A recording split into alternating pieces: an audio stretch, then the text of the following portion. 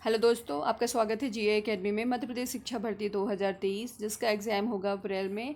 DPI ने मतलब लोक शिक्षा संचालनालय ने पीईबी को लेटर लिखा हुआ है कि इस एग्ज़ाम को अपने कैलेंडर 2023 के कैलेंडर में एग्ज़ाम को इंक्लूड किया जाए। तो यही है कि 75% चांसेस हैं इस एग्ज़ाम को होने को। तो आप लोग सभी लोग तैयारी करेंगे। और इवन मतलब 25% इसलिए बोल रही हूँ, मान लो कोई इशू आ जाए इस वजह से ना होगा। लेकिन पात्रता परीक्षा है तो ना तो सरकार कोई इशू करेगी ना तो पीईबी। अब ऐसे भी विधानसभा चुनाव होने को हैं तो कहीं ना कहीं सरकार रिस्क नहीं लेगी। हाँ, क्या है ना, इस पात्रता परीक्षा की 3 ईयर वैलिडिटी रहेगी।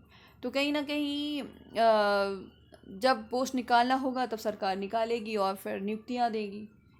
यही है कि पात्रता परीक्षा तो अप्रैल में होकर ही रहेगी। हाँ, डेट एक्सटेंड हो सकती है, ऊपर नीचे हो सकती है, लेकिन यह है कि अप्रैल में एग्ज़ाम होने के चांसेस 75% है। ठीक है ना। अब हम एलिजिबिलिटी क्राइटेरिया क्या रहेगी ग्रेड फर्स्ट ग्रेड टू के लिए, इसको देखेंगे। इवन पीजी में कितने परसेंट होने चाहिए, यूजी में कितने परसेंट होने चाहिए, ये जो बेसिक जो एलिजिबिलिटी क्राइटेरिया है मैं उसके बारे में बताऊंगी। क्या होता है कि 2018 के रूल बुक में क्या हुआ था, जो है बहुत सारे रूल्स ऐसे थे कि उसके अकॉर्डिंग ही फॉर्म नहीं भरे गए, है ना। तो कुछ लोग जो अलाइड सब्जेक्ट्स थे वो भी, उन लोगों ने भी फॉर्म भर दिए। और और फिर इशू ये हुआ कि वो लोग क्वालिफाई भी हो गए, लेकिन उन्हें नियुक्ति देने से लोगों ने मतलब मना कर दिया गया कि आप नियम के विरुद्ध जा रहे हैं। तो इंदर सिंह परमार जी हैं जो एजुकेशन मिनिस्टर, उन्होंने ट्वीट करके अलाइड सब्जेक्ट को भी इंक्लूड कर लिया था। तो अभी जो हम बेसिक बताएंगे, मतलब बेसिक एलिजिबिलिटी क्राइटेरिया बताएंगे, फिर उसके बाद ग्रेड फर्स्ट को बता दूंगी, फिर उसके बाद ग्रेड टू का इसी वीडियो में, और फिर उसके बाद इंदर सिंह परमार जी का बता दूंगी कि क्या क्या मतलब इशूज़ आए थे, उनका निराकरण करके फाइनली नियुक्ति दे दी गई, है ना। जिन अलाइड सब्जेक्ट वालों को भी नियुक्ति मिल गई। तो वो अलाइड सब्जेक्ट कौन कौन से थे वो सब बताऊँगी। ठीक है। एक बात और बता रही हूँ कि जैसे रनिंग बीएड वाले भी अप्लाई कर पाएंगे, लेकिन उस टाइम में सिचुएशन क्या बनती है, क्या नोटिफिकेशन में क्या एलिजिबिलिटी क्राइटेरिया आता है, ये तो नहीं बता सकती। लेकिन मैं अभी जो बता रही हूँ बेसिक रहेगा, ठीक है। और जब जिनका रनिंग है, अबेटेड रिजल्ट रहेगा उस टाइम में अप्रैल में, तो भी सभी लोग आप लोग अच्छे से तैयारी कीजिए। ये मत सोचिए कि नहीं अभी तो हमारा रनिंग है, अबेटेड में है, तो हम फॉर्म भर पाएंगे कि नहीं भर पाएंगे, इस चीज़ में मैटर मत कीजिए। अभी ये है कि आपकी डिग्री साफ़ सुथरी है तो कोई दिक्कत नहीं, अब लग जाओ तैयारी में, है ना। क्योंकि बीएड करते करते आपका सिलेक्शन हो जाए, कितनी अच्छी बात रहेगी। चलो, तो हम देख लेते हैं एलिजिबिलिटी क्राइटेरिया के बारे में। और एक बात बता रही हूँ, सिलेबस को भी अपलोड कर दूंगी मैं, बुक्स का भी बता दूंगी, ओल्ड पेपर भी अपलोड कर दूंगी सभी सब्जेक्ट का। तो डोंट वरी, आप चिंता ना करें। बस ये है, तैयारी आपको करना है, स्मार्ट स्टडी आपको करना है, मेहनत आपको करना, मेरा बताना काम रहेगा। ठीक है, चलो। हाँ, बीएड होना चाहिए नहीं होना चाहिए, इन दोनों में कंपलसरी करा है, पीजी और यूजी, मतलब ग्रेड फर्स्ट ग्रेड टू में। ठीक है ना। क्योंकि जैसे शायद यूपी पीजीटी में बीएड कंपलसरी नहीं है, लेकिन यहाँ है ना। तो ये है, बीएड कंपलसरी ही किया गया है। ग्रेड टू में डीएड वालों को भी अलाउ किया है, एनआईयूएस वालों को भी अलाउ करा है। अभी मतलब बहुत सारा इशूज़ चला तो एनआईएस वालों को भी अलाउ कर दिया है। तो यही कह रही हूँ मैं कि जो लोग भी हैं उन्हें लगता है कि हाँ हम अच्छा कर सकते हैं, तो प्लीज़ अपना समय ना गंवाते हुए अब तैयारी करना स्टार्ट कर दें। समय समय कितनी जल्दी निकल जाता है पता नहीं चलेगा, अप्रैल कितनी जल्दी आ जाएगा पता भी नहीं चलेगा। इसलिए बोल रही हूँ, एग्ज़ाम की तैयारी प्रॉपर तरीके से डेली देंगे। डेली आप 1-2 घंटे एक एक टॉपिक भी देंगे ना तो क्लियर हो जाएगा। और प्रैक्टिस सेट भी लगाते रहेंगे, मैं बता दूंगी कैसे कैसे पढ़ना, क्या करना है। ठीक है। नहीं तो फिर अपने मन का कर लेना, जो करना होगा आपको, मेरा बताना काम है। चलो, तो देख लेते हैं एलिजिबिलिटी क्राइटेरिया। ठीक है, चलो। 1 मिनट। आपका पीजी में सेकेंड डिवीज़न होना चाहिए। यदि आपका थर्ड डिवीज़न है तो आप इसको अप्लाई नहीं कर पाओगे। देखो 2023 के रूल बुक में क्या होता है, लेकिन जो अभी तक जो चला आ रहा है उसमें तो पीजी में सेकेंड डिवीज़न ही कंपलसरी करा है, और साथ साथ बीएड भी। ठीक है। और हाँ, एक बात और, जिनके 3 बच्चे हैं और 2001 या 2000 के बाद या 2003 के बाद, ये मुझे पॉलिसी नहीं पता है ना, जिनके 3 बच्चे हैं तो उस वो एग्ज़ाम को नहीं दे पाएंगे, पहली बात। दूसरी बात ये है कि यदि जुड़वे मतलब जैसे मान लो दूसरा बच्चा जो जुड़वा होगा तो तो आप एग्ज़ाम को दे पाओगे, ठीक है ना। क्योंकि ये बताना ज़रूरी इसलिए भी क्योंकि ये सब जगह होता है, चाहे वो MPPSC में हो, 3 बच्चे अलाउ नहीं हैं। चलो ठीक है ना। इसको तो पता ही है आपको कि 50% होना चाहिए SC ST या OBC, मतलब आपको 150 में 75 मार्क्स होंगे तो आप क्वालिफाई कहलाओगे। शायद EWS का भी इंक्लूड होने वाला है 75 में भी, मतलब 75 में आप क्वालिफाई माने जाओगे। और जो UR के हैं उसमें 60% होना चाहिए। ओके 60 मतलब 90 नंबर, 50 मतलब 50% मतलब 75 मार्क्स, ठीक है। ये हमने ग्रेड फर्स्ट के बारे में बात करी है, ठीक है। और इंदर सिंह परमार जी का भी जो एजुकेशन मिनिस्टर, उनका भी ट्वीट दिखा दूंगी। अलाइड सब्जेक्ट जो जो उन्होंने इंक्लूड कर रहे थे सभी सब्जेक्ट को दिखा दूंगी, ठीक है ना। ये 2018 का था वो, ठीक है ना। चलो थोड़ा देख लेते हैं, थोड़ा इसको अच्छे से और देख लेते हैं क्या देखना था। एक मिनट, कितने सब्जेक्ट्स हैं, पहले सब्जेक्ट देख लेते हैं अपन। एक मिनट,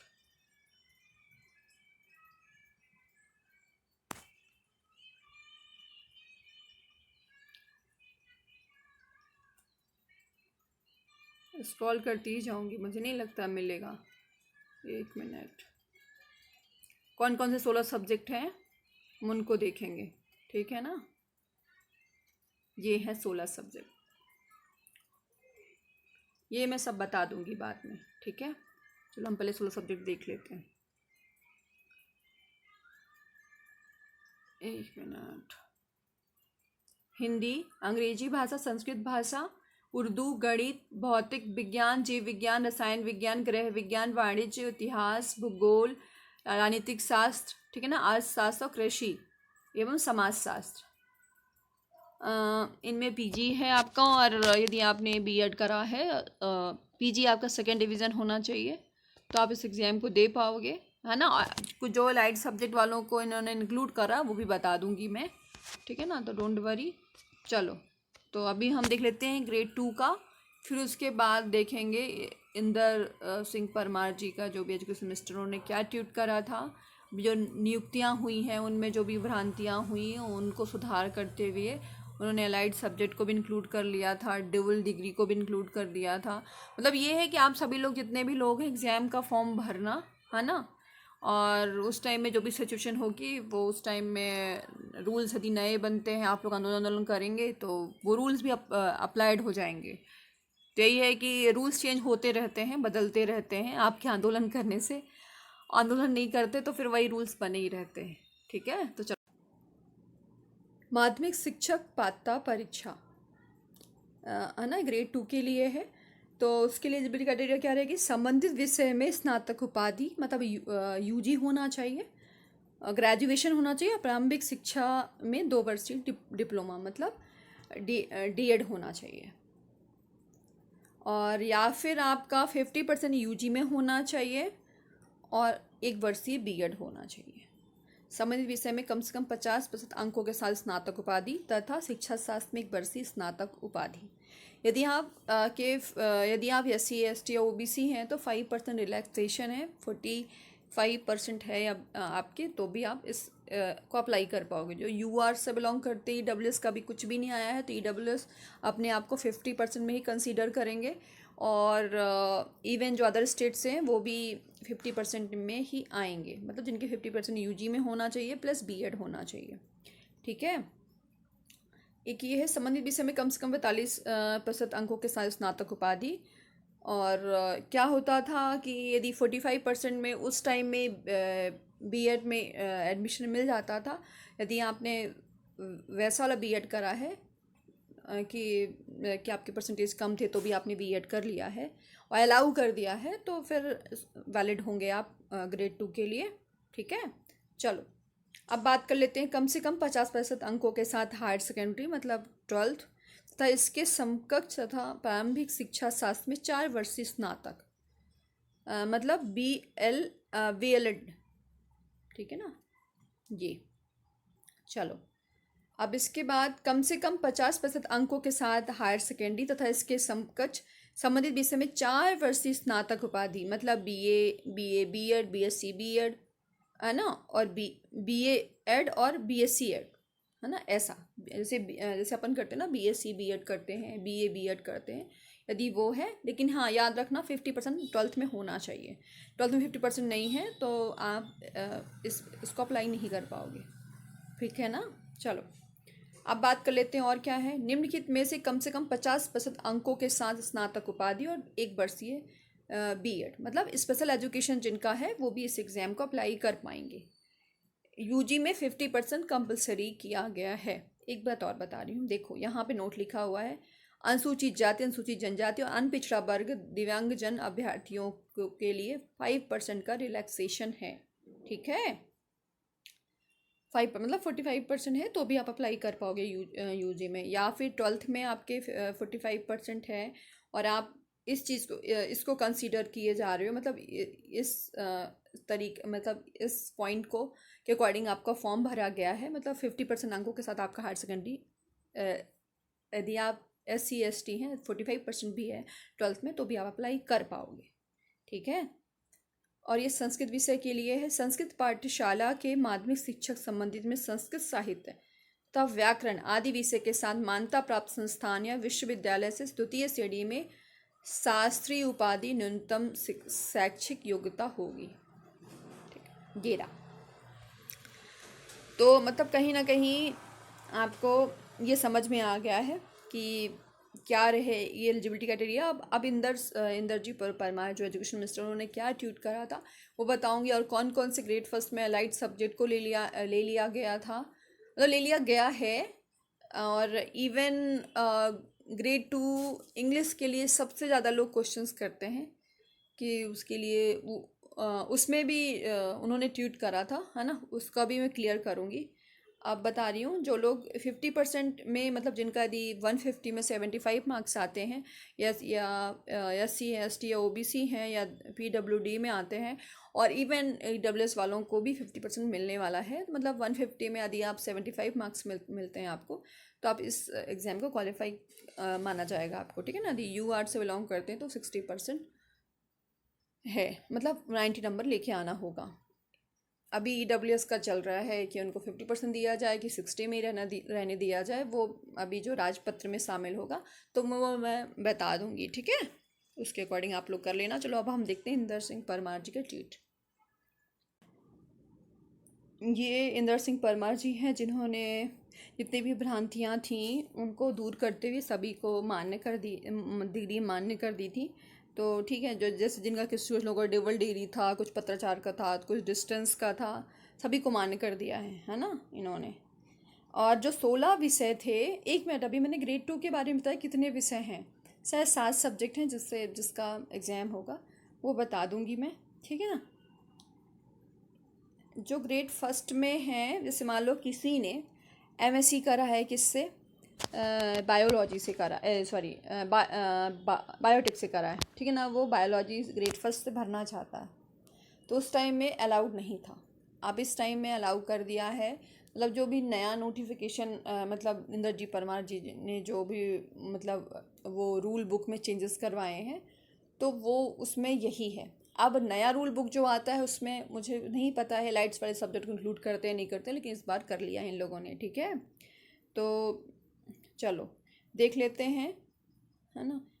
अब ग्रेड 2 के लिए भी बात कर लेते हैं। ग्रेड 2 इंग्लिश लिटरेचर के लिए तो क्या लिखा हुआ, माध्यमिक शिक्षा पद के लिए केवल उन अभ्यर्थियों की अभ्यर्थिता मान्य होगी जिनका स्नातक स्तर पर एक मुख्य विषय अंग्रेजी होगा।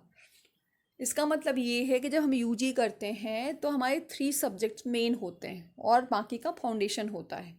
3 सब्जेक्ट में मान लो किसी ने लिया है इंग्लिश लिटरेचर, हिस्ट्री और इकोनॉमिक्स, ये आपके 3 मेन सब्जेक्ट हो गए, ठीक है ना। और फाउंडेशन में क्या होता है, जनरल हिंदी, जनरल इंग्लिश और कंप्यूटर एप्लीकेशन, मतलब एंटरप्रेन्योर से बहुत सारी चीज़ें होती हैं, ठीक है ना। तो वो हर 3 साल चलता है। और ये जो मुख्य विषय अंग्रेजी भी है, ये भी 3 साल, पूरे 3 साल चलेगा। तो आपको क्या करना है, जिन लोगों का मेन सब्जेक्ट अंग्रेजी था, ठीक है ना, ग्रेड 2 में, वही लोग इस एग्ज़ाम को भर पाएंगे। अदरवाइज़ यदि आप सोच रहे हो जनरल इंग्लिश आपने पढ़ी है तीनों ईयर तो आप भर दोगे, ऐसा नहीं है। फाउंडेशन कोर्स अलग चीज़ हो जाती है, ठीक है ना, मेन सब्जेक्ट अलग चीज़ हो जाती है। और इसी इशू में क्या हुआ था, इससे पहले वाले 2018 वाले में लोगों ने लो भर भर के फॉर्म भरे थे, बीएससी वाले भी, बीए वाले, मतलब बीएससी बीए सिंपल, जिनका इंग्लिश लिटरेचर था ही नहीं, उन्होंने फाउंडेशन वाली इंग्लिश को मान ली और फिर भरना स्टार्ट कर दिया। और जब नियुक्ति की बारी आई, क्योंकि पेपर तो अच्छा आया था, और नियुक्ति की बारी आई, लोग क्वालिफाई, अच्छे अच्छे मार्क्स 123 130 तक क्वालिफाई करा था इंग्लिश में, लेकिन अब उनके पास यूजी इंग्लिश में था ही नहीं, इसलिए वो डिस्क्वालीफाई हो गए। तो यही कहना चाह रहे हैं कि जिनका मुख्य विषय नहीं है, एक मिनट, जिनका मुख्य विषय अंग्रेजी होगा यूजी में, वही मान्य होंगे ग्रेड 2 इंग्लिश के लिए। फाउंडेशन कोर्स तथा समान अंग्रेजी स्नातक स्तर में होने के आधार पर अभ्यर्थी मान्य नहीं होगी, ठीक है। अभ्यर्थी की अभ्यर्थता मान्य नहीं होगी, ठीक है। ये एजुकेशन मिनिस्टर का वो था, बयान था। अब हम ग्रेड 1 की बात कर लेते हैं, कितने लाइट सब्जेक्ट को इन्होंने इंक्लूड करा था। चलो यहाँ से स्टार्ट नहीं करते, है ना, यहाँ से स्टार्ट करते हैं। देखो, हिंदी सब्जेक्ट जो कि मुख्य विषय होता है, उनको कौन कौन किस किस लोगों को मान्य करा है सह सब्जेक्ट को, भाषा विज्ञान, अनुनाद विज्ञान और संस्कृत।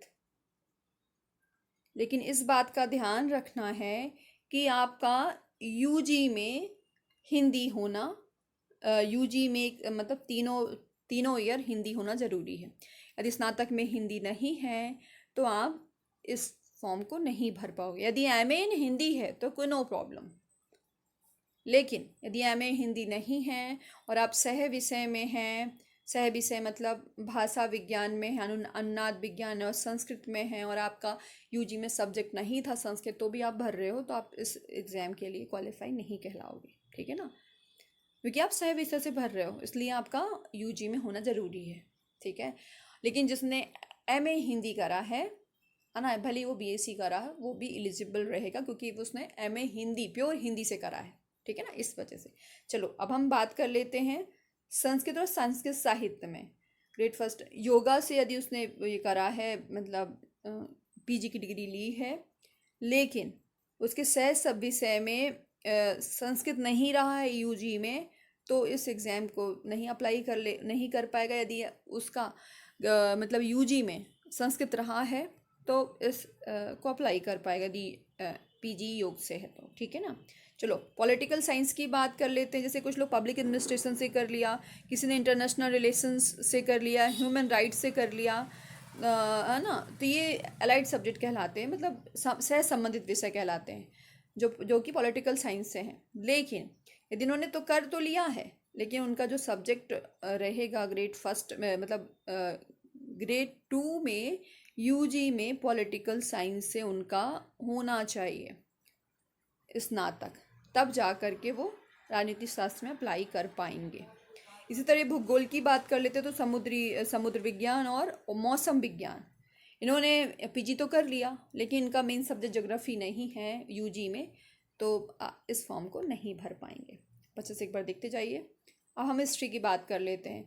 जिन्होंने मॉडर्न हिस्ट्री से किया, मेडिवल हिस्ट्री से किया, एंशियंट हिस्ट्री से किया, यूरोपियन हिस्ट्री से किया और कंपोजिट हिस्ट्री से करा है, कर तो लिया है पीजी मान लो, ठीक है, लेकिन उनके यूजी में इतिहास नहीं रहा है, तो आप इस फॉर्म को नहीं भर पाओगे। यदि यूजी मतलब ग्रेजुएशन में यदि इतिहास रहा है और आप इस सह विषय से आपने पीजी किया है, तो आप इस फॉर्म को भर पाएंगे, ठीक है ना। इसी तरीके से समाज शास्त्र है, सोशल वर्कर या मानव शास्त्र, एंथ्रोपोलॉजी, ठीक है ना, ये माना आपने पीजी करा इससे, और आपके सह विषय में मतलब यूजी में यदि आपका सोशोलॉजी से आपने यूजी नहीं किया है, तो आप इस फॉर्म को नहीं भर पाओगे। यदि किया है यूजी में, तो यदि आपने पीजी इन सब्जेक्ट से किया है, इन सब्जेक्ट्स कितने, सोशल वर्कर इन सब्जेक्ट्स, तो भी आप अप्लाई कर पाओगे, ठीक है ना। एक मिनट स्क्रॉल होता है, ठीक है ना।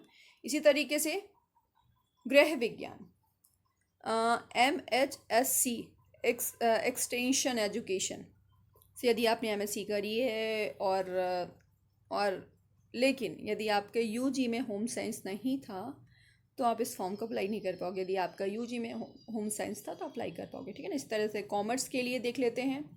कॉमर्स के लिए अकाउंटिंग कॉमर्स हो गया, कास्टिंग सॉरी अकाउंटिंग, हाँ कास्ट अकाउंटिंग हो गया, फाइनेंस अकाउंटिंग हो गया।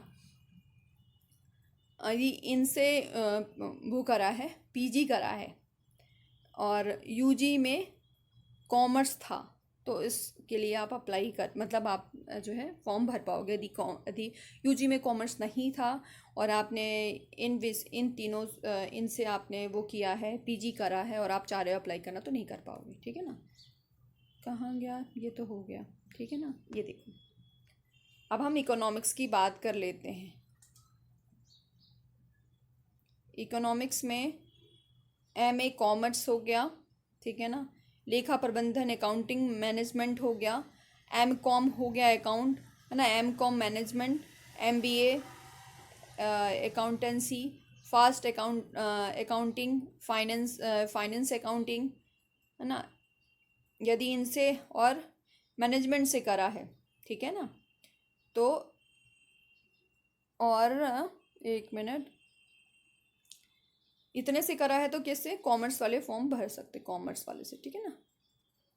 अब हम 14 की बात कर लेते हैं इकोनॉमिक्स। यदि अप्लाइड इकोनॉमिक्स से किया या बिजनेस इकोनॉमिक्स से किया है, मास्टर ऑफ इकोनॉमिक्स से किया है तो इस फॉर्म को भर पाएंगे यदि उनका किसमें यूजी में इकोनॉमिक्स रहा हो, अर्थशास्त्र रहा हो। ये देखिए साफ साफ शब्दों में लिखा हुआ है, ठीक है। और कॉमर्स के लिए कौन सा है, ये MA commerce, account management, MCOM accounts, MCOM management, इन सब से आपने किया है क्या, पीजी कर लिया और आपने यूजी को किया है कॉमर्स, मतलब एक कॉमर्स एक सब्जेक्ट था तो आप इस फॉर्म को भर पाएंगे। ऐसा अभी रूल है, अब चेंज हो जाए तो मुझे नहीं पता, ठीक है ना। अंग्रेजी के लिए कोई सह विषय स्नातकोत्तर उपाधि नहीं है, मुख्य विषय में उत्तीर्ण होना आवश्यक है। उर्दू में कोई भी सह विषय नहीं है ना, तो ग्रेड फर्स्ट में उर्दू होना मतलब पीजी होना ही चाहिए, उर्दू से और इंग्लिश से भी पीजी होना चाहिए। चलो ये तो बता दिया मैंने, ठीक है ना, कॉमर्स के बारे में बता दिया। अब हम देख लेंगे, एक मिनट, इसका गया तो गया कहाँ, एक मिनट, हाँ अब ये देखिए, अब हम मैथ्स की बात कर लेते हैं। एक मिनट, अच्छे से थोड़ा सा लाइट सब्जेक्ट्स हैं ये।